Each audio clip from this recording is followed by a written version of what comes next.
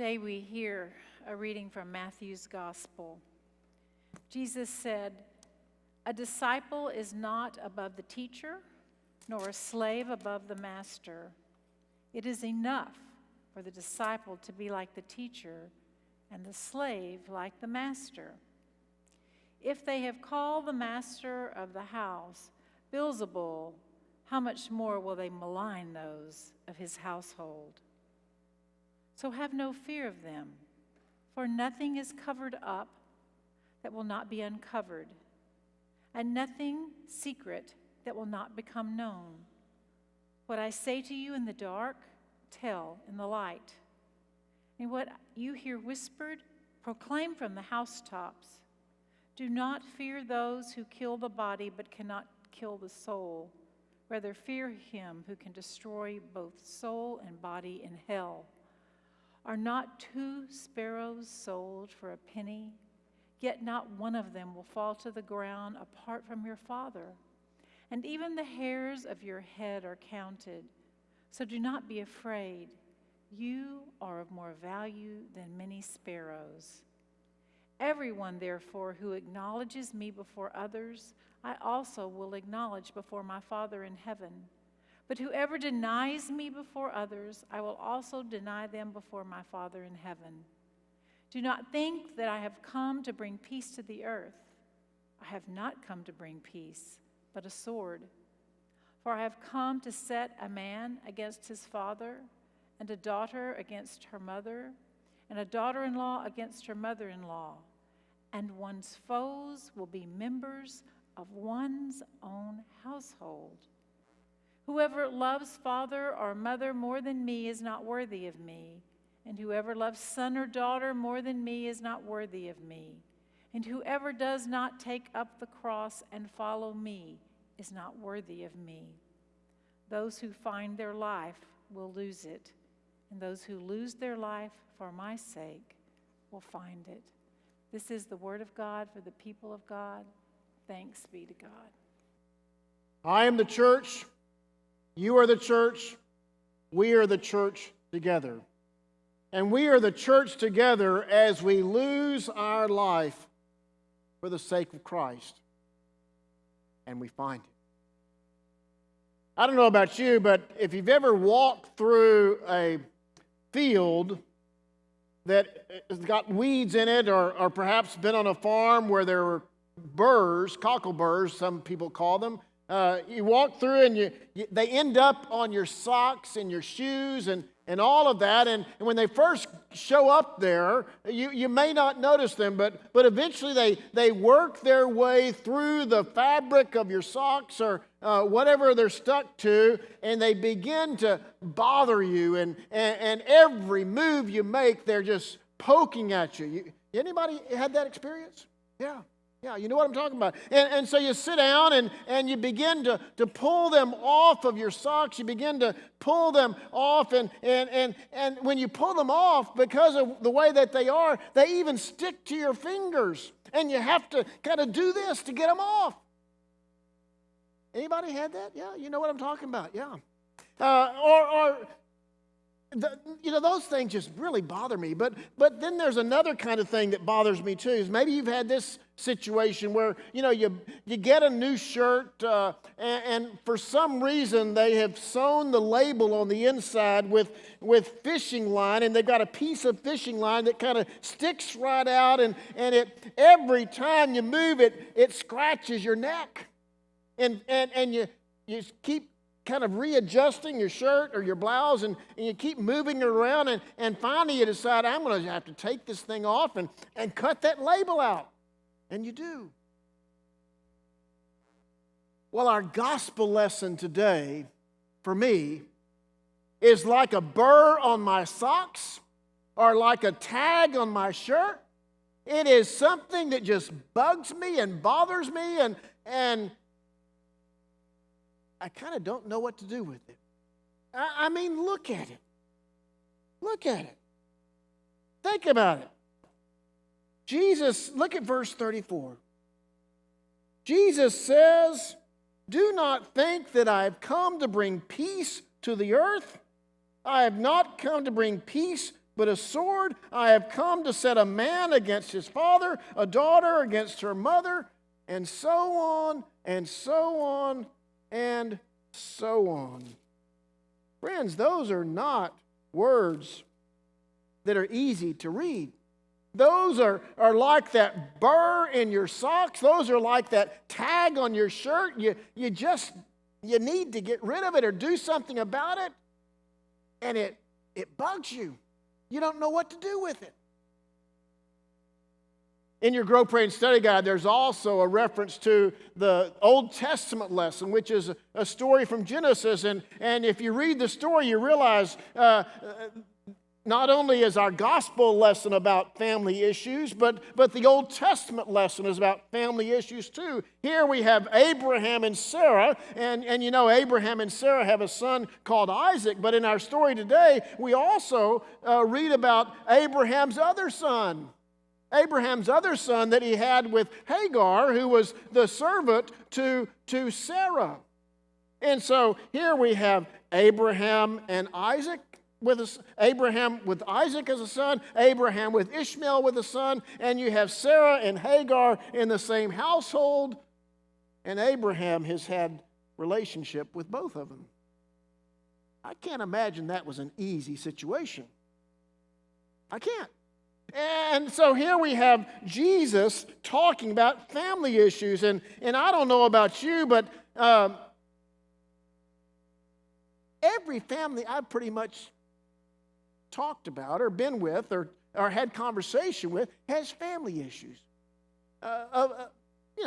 We don't talk about them out loud very much, but I think about my own family. My own family, my brother and I were raised in a Christian home. My parents took us to church, but one of the things about growing up in my family that made it difficult at times was that some of you heard me say this, in our family, the Reed way was the right way.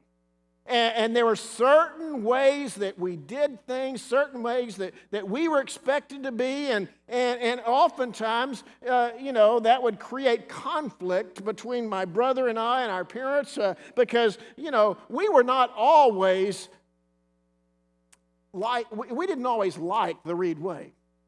It was problematic at times because the Reed way was not the way that the rest of our friends were going, and the Reed way was not necessarily the accepted way to the majority of society. In fact, there were times when my father would be on the board at the church, and he would be the one who voted against everybody else because it was not the right way to do things.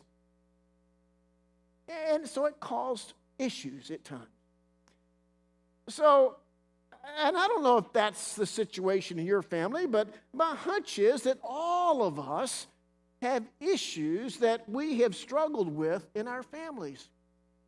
Some of you know that I was a pastoral counselor for 10 years at the Samaritan Center. I worked with people, sat one-on-one with people in counseling. I was a licensed professional counselor, and so in that setting, I worked with lots of individuals and families, and heard lots of stories about things that folks were dealing with. And just so that I would kind of remember some of them, I wrote some of them down, and these are some of the things that I dealt with and worked with families on. Oftentimes there were issues that would come up as parents were divorcing, and where one parent might have custody of a child, or children would be parents would have shared custody of children, and oftentimes there were struggles around that. Another thing that I dealt with was grandparents who had not seen their grandchildren for a long time because there was some kind of estrangement that had taken place with the child, the in-laws, or all kinds of things. And then there were situations where I was visiting with couples, and as I sat with them, as they were sitting in front of me, I realized in some cases the marriages that were sitting before me probably should have never happened. And it's a struggle when you're dealing with that kind of stuff. And then there were grown children who were struggling with aging parents, and brothers and sisters who who had fought over for all kinds of things over the years and finally had decided that they were not going to relate to each other anymore. And so there was a separation in the family, and the pain of that separation was incredible. Recently, I was talking with a friend of mine whose brother decided to leave, to disassociate himself with the rest of the family. And what happened is he and his wife and kids, they in the middle of the night, they packed up and they left. And he changed his phone number. He unfriended his sister on Facebook, and they would not have known where he was except for the fact that even though he unfriended her, he forgot to change the privacy settings on Facebook, and so she learned that he ended up moving 1,500 miles away. She sent a Christmas gift forwarded through the old address, and it came back with his writing on the top of the package, "Return to sender."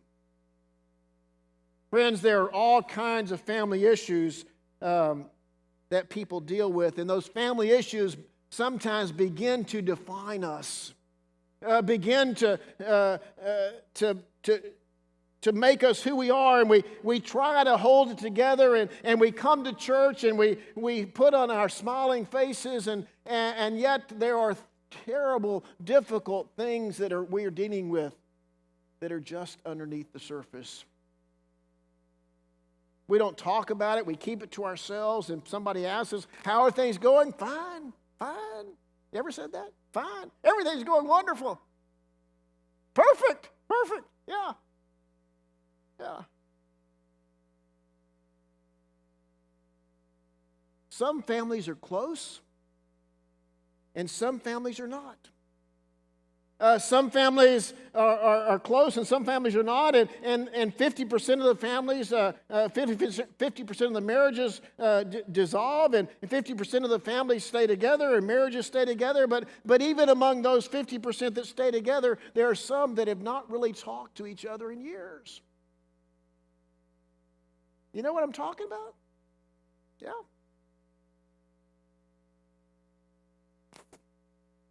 Maybe you think I've forgotten about the gospel lesson.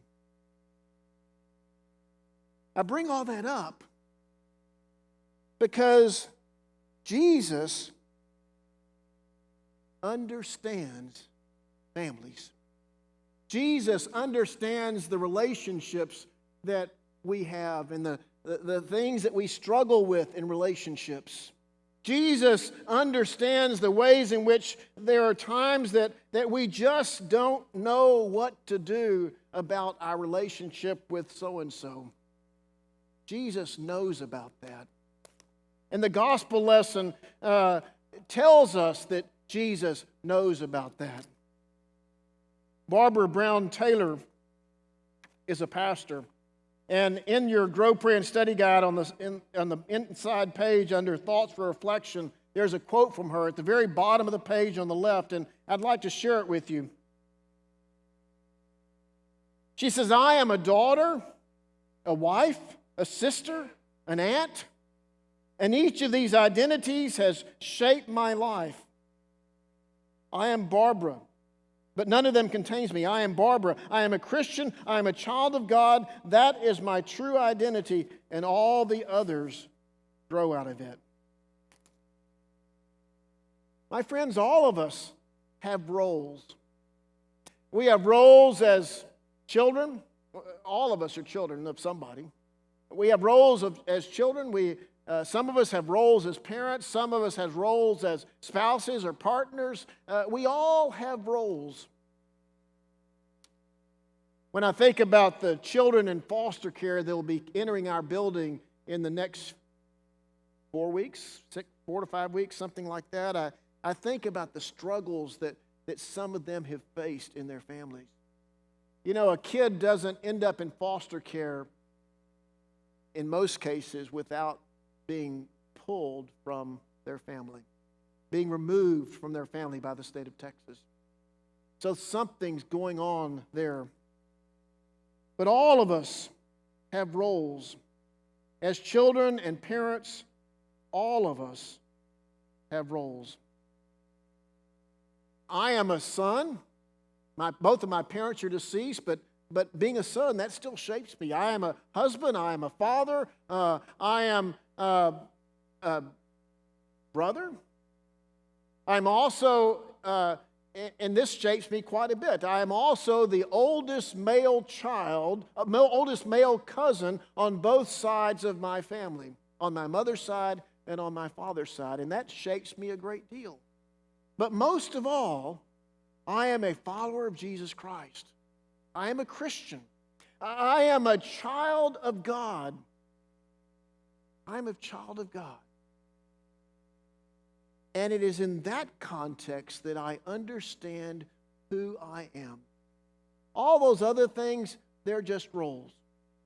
But being a child of God is what makes all the difference in the world. It is not a role. It is that thing about me that gives me peace and security and undergirds me in times of struggle, particularly undergirds me when I face some of those things that I was talking about that happen in families. You got to be grounded in your faith to endure some of that stuff, my friends. One of the things about the gospel, as I said, Jesus knew and understood that families struggle. Matthew, who is the writer of the gospel, there's a part of me that wishes that when Jesus said those things, he had just taken his notes and lost them on the side of the road. But Matthew wrote them down for us. And Jesus says to us that I've not come to bring peace, but a sword, and separate mother and father and children and parents and all of those kinds of things. What in the heck does that mean?